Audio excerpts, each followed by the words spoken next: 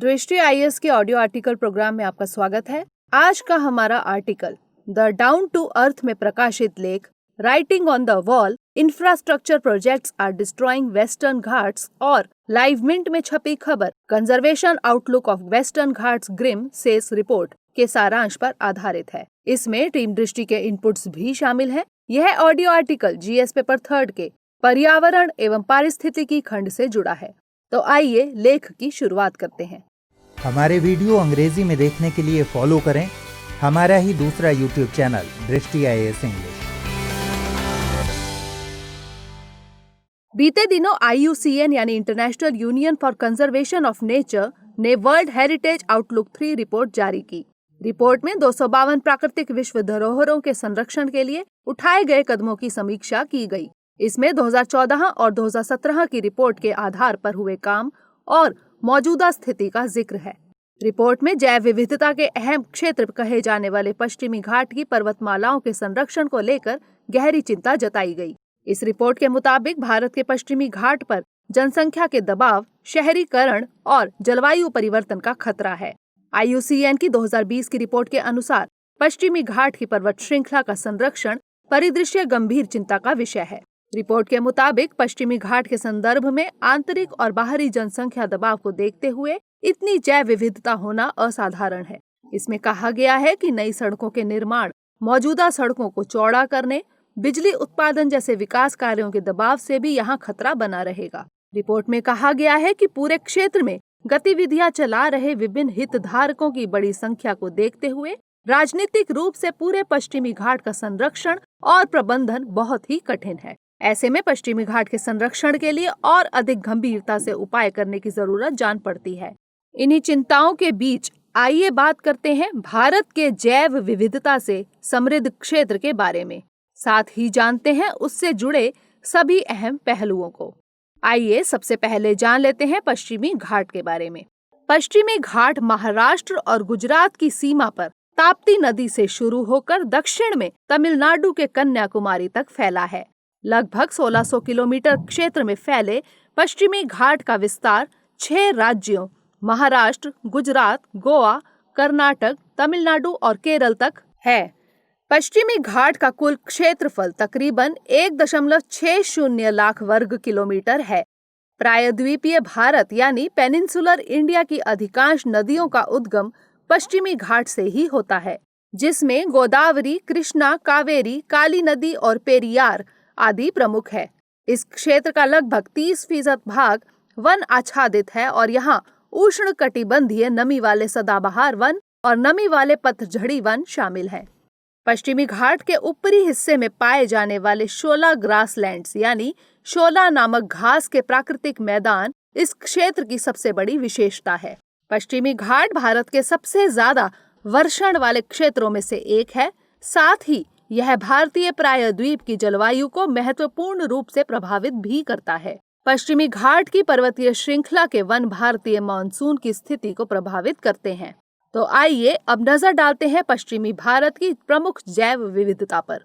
पश्चिमी घाट पर्वतीय श्रृंखला को विश्व में जैव विविधता के 8 सर्वाधिक संपन्न क्षेत्रों में से एक माना जाता है। इसकी समृद्ध जैव विविधता के चलते यूनेस्को ने 2012 में इसे प्राकृतिक वैश्विक धरोहर स्थल का दर्जा दिया था। पश्चिमी घाट की गिनती विश्व के जैव विविधता के उन प्रमुख केंद्रों में होती है जिन्हें हॉटस्पॉट के रूप में जाना जाता है। जैव विविधता हॉटस्पॉट उस जैव भौगोलिक क्षेत्र को कहते हैं जहां ऐसे विविध प्रकार के जीव बड़ी संख्या में पाए जाते हैं जिन पर संकट मंडरा रहा है। पश्चिमी घाट में फिलहाल लगभग 5000 प्रजातियों के पुष्पी पादप, 139 स्तनधारी प्रजातियां, 508 पक्षी प्रजातियां और 179 उभयचरों यानी एम्फीबियन का आवास स्थल है। यहाँ की पर्वत श्रृंखलाएं लगभग 325 संकटग्रस्त प्रजातियों का भी आश्रय स्थल है। पश्चिमी घाट में पाई जाने वाली कई प्रजातियां स्थानिक हैं। WWF के अनुसार नीलगिरी ताहर नामक बकरी, शेर की पूंछ वाले मकाक यहाँ की स्थानिक प्रजातियां हैं। ऐसे ही शोला वन केवल पश्चिमी घाट में ही पाए जाते हैं। यहाँ कई राष्ट्रीय उद्यान और वन्यजीव अभयारण्य अवस्थित हैं। इन पर्वत श्रृंखलाओं में अनेक जनजातियों की बस्तियां और उनकी संस्कृति फल फूल रही है। पश्चिमी घाट को पारिस्थितिकीय दृष्टिकोण से काफी संवेदनशील क्षेत्र के रूप में देखा जाता है, जिसमें कई प्रजातियां लुप्त होने की कगार पर हैं। पर्यावरण बदलने, अधिक दोहन होने, प्रदूषण और जलवायु परिवर्तन ऐसे प्रमुख कारण हैं जिससे जैव विविधता को नुकसान पहुंच रहा है। इसके अलावा भी पश्चिमी घाट की जैव विविधता के सामने कई तरह की चुनौतियां मौजूद हैं। अब जानते हैं पश्चिमी घाट की प्रमुख पारिस्थितिकीय समस्याएं क्या-क्या हैं। पश्चिमी घाट क्षेत्र की प्रमुख पारिस्थितिकीय समस्याओं में जनसंख्या और उद्योगों का दबाव शामिल है। मानवीय गतिविधियों के बढ़ने से इस क्षेत्र की जैव विविधता गहरे तौर पर प्रभावित हुई है। पश्चिमी घाट में होने वाली पर्यटन गतिविधियों से भी इस क्षेत्र पर और यहाँ की वनस्पति पर दबाव बढ़ा है। नदी घाटी परियोजनाओं के अंतर्गत वन भूमि का डूब क्षेत्र में आना और वन भूमि पर अतिक्रमण भी एक बड़ी समस्या है। इसी तरह खनन कार्य, चाय, कॉफी, रबड़, यूकेलिप्टस और फसली बागान भी इस क्षेत्र की जैव विविधता को प्रभावित करते हैं। रेल और सड़क जैसी बुनियादी ढांचा परियोजनाएं भी इस क्षेत्र की पारिस्थितिकी पर दबाव डालती हैं। इनके अलावा भूक्षरण और भूस्खलन जैसी कई प्राकृतिक और मानवीय कारणों से भी पश्चिमी घाट की जैव विविधता प्रभावित हुई है। इन क्षेत्रों में भू संचालन, भू उपविभाजन, दरार और मिट्टी की कटाई से भूस्खलन का खतरा लगातार बना रहता है। इस तरह की स्थितियां केरल के त्रिशूर और कन्नूर जिलों में खास तौर से पाई जाती हैं। इसके अलावा अत्यधिक वर्षा, अवैज्ञानिक कृषि और निर्माण गतिविधियां भी भूस्खलन के लिए जिम्मेदार हैं। पश्चिमी घाट की ज्यादातर ढलानों का इस्तेमाल फसलों को उगाने के लिए किया जाता है, जिससे कृषि के दौरान प्राकृतिक जल निकासी प्रणालियां अवरुद्ध हो जाती हैं, जो भूस्खलन की संभावना को बढ़ाती हैं। तापीय ऊर्जा संयंत्रों से प्रदूषण के कारण भी जैव विविधता प्रभावित हो रही है। इसके अलावा बाढ़ की बढ़ती घटनाएं भी इस क्षेत्र के लिए चुनौती बनकर उभरी हैं। पश्चिमी घाट की अधिकांश नदियां खड़े ढलानों से उतरकर तेज गति से बहती हैं, जिसके कारण वे पुराने बांधों को आसानी से तोड़ देती हैं। साथ ही वनों की कटाई के बाद कमजोर हुई जमीन को आसानी से काट भी देती हैं। पुराने बांधों की समय पर मरम्मत न होना अक्सर बाढ़ को बुलावा देता है। पश्चिमी घाट के संरक्षण को लेकर बनाई गई गॉडगिल समिति ने भी बांधों की स्थिति पर चिंता जताई थी। तो चलिए चर्चा करते हैं गॉडगिल समिति की रिपोर्ट पर। गॉडगिल समिति ने पारिस्थितिक प्रबंधन के उद्देश्यों के लिए पश्चिमी घाट की सीमाओं को परिभाषित किया। यह सीमा कुल क्षेत्र का 1,29,037 वर्ग किलोमीटर था। इस समिति ने प्रस्तावित किया कि पूरे पश्चिमी घाट क्षेत्र को ESZ यानी पारिस्थितिकीय रूप से संवेदनशील क्षेत्र के रूप में नामित किया जाए। साथ ही इस क्षेत्र के भीतर छोटे क्षेत्रों को उनकी मौजूदा स्थिति और खतरे की प्रकृति के आधार पर ESZ यानी इको सेंसिटिव जोन्स या पारिस्थितिकीय संवेदनशील क्षेत्रों को फर्स्ट, सेकंड या थर्ड के रूप में पहचाना जाए। इस समिति ने इस क्षेत्र को लगभग 2200 ग्रिडों में विभाजित करने का प्रस्ताव रखा, जिसमें से ESZ1 या सेकंड के तहत या वन्यजीव अभयारण्य या प्राकृतिक उद्यानों के जरिए पहले से ही संरक्षित क्षेत्रों के अंतर्गत आते थे। इसके अलावा समिति ने इस क्षेत्र में इन गतिविधियों को नियंत्रित करने के लिए एक पश्चिमी घाट पारिस्थितिकी प्राधिकरण बनाए जाने का भी प्रस्ताव दिया। आपको बता दें कि ESZ यानी इकोलॉजिकली सेंसिटिव जोन या पारिस्थितिकीय दृष्टि से संवेदनशील क्षेत्र दरअसल संरक्षित क्षेत्रों, राष्ट्रीय उद्यानों और वन्यजीव अभयारण्यों के आसपास 10 किलोमीटर के भीतर स्थित क्षेत्र होता है। पर्यावरण, वन एवं जलवायु परिवर्तन मंत्रालय पर्यावरण संरक्षण अधिनियम 1986 के तहत ESZs को अधिसूचित करता है। किसी क्षेत्र को ESZ घोषित करने का मूल मकसद राष्ट्रीय उद्यानों और वन्यजीव अभयारण्यों के आसपास कुछ गतिविधियों को विनियमित करना है, ताकि संरक्षित क्षेत्रों को शामिल करने वाले संवेदनशील पारिस्थितिकी तंत्र पर ऐसी गतिविधियों के नकारात्मक प्रभावों को कम किया जा सके।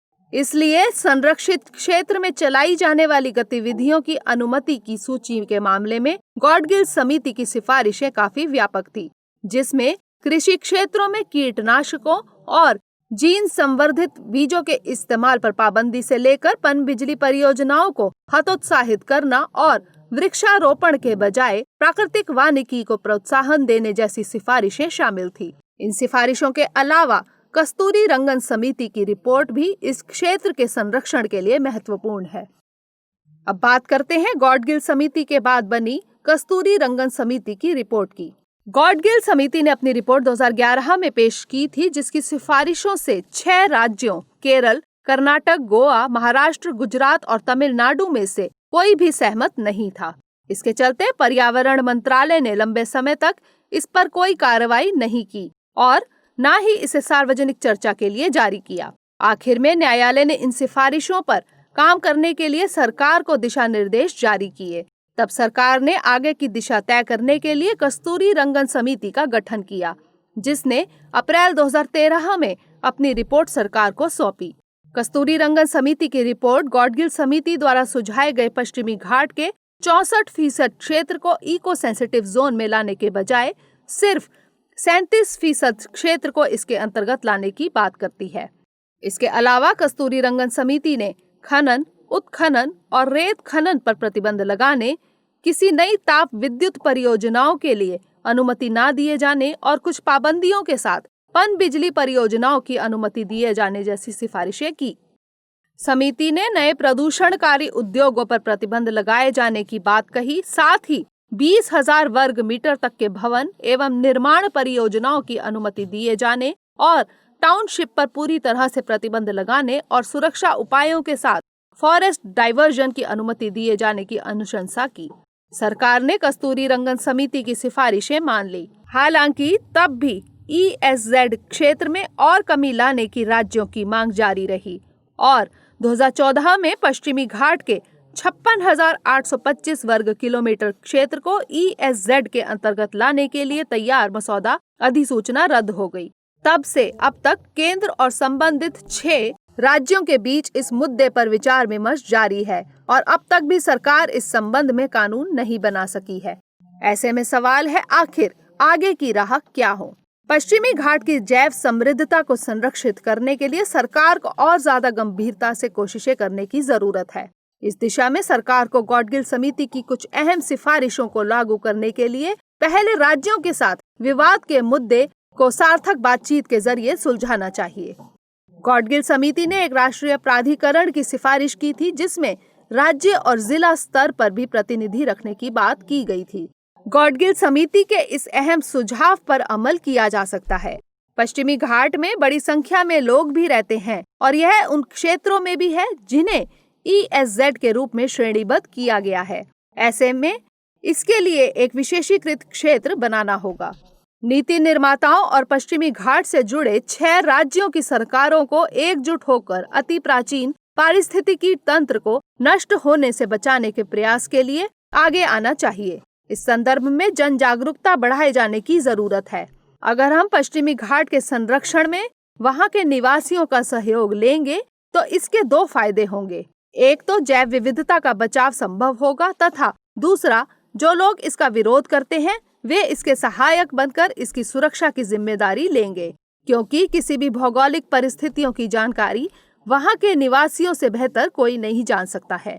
ऐसे में इस क्षेत्र के संरक्षण के लिए हमें अपनी जरूरतों और उपलब्ध संसाधनों के बीच तालमेल बैठाना होगा। इसके अलावा शोला घास के शेष मैदानों को बचाने के लिए आक्रामक प्रजातियों को हटाना जरूरी है।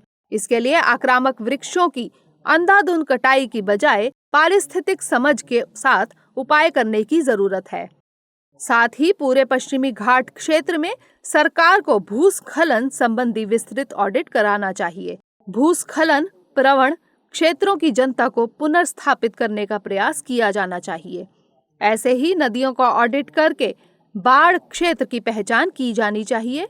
भूस्खलन और बाढ़ प्रवण क्षेत्रों में सघन वनारोपण किया जाना चाहिए। इसी तरह पारिस्थितिकी की दृष्टि से संवेदनशील क्षेत्रों में खनन को प्रतिबंधित किया जाना चाहिए। साथ ही कृषक और आदिवासी समुदाय को धारणीय कृषि के लिए प्रोत्साहित किया जाना चाहिए। प्रस्तावित जल परियोजनाओं की पुनः समीक्षा किया जाना भी एक उपयोगी कदम हो सकता है, ताकि कुदरत के इस अनमोल खजाने की सुरक्षा सुनिश्चित की जा सके। आइए अब नोट करते हैं आज का सवाल। पश्चिमी घाट के संरक्षण हेतु गठित गॉडगिल समिति एवं कस्तूरी रंगन समिति की प्रमुख अनुशंसाओं के अंतरों की समीक्षा करते हुए इस क्षेत्र के संरक्षण के लिए अभिनव उपाय सुझाइए।